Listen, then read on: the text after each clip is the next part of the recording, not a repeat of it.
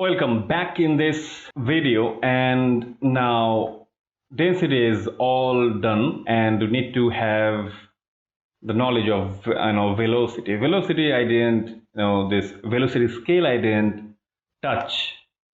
Only I have touched this swirl. Swirl means like like rolling smoke kind of thing, right?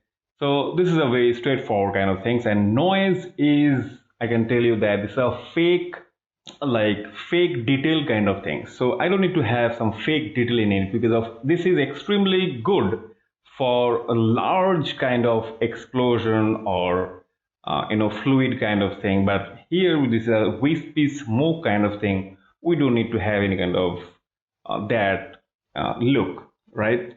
So this is all the thing we have. The velocity is only the swirl, which is a 10. And turbulence is also extremely important, and we need to have something in here that go to this, the same thing. We need to have some turbulence, that is 1 is enough turbulence, and set a keyframe, and we need to give some time to settle it down. So 250 is going to be off. So this is how we can make it off. So see you in the next lecture.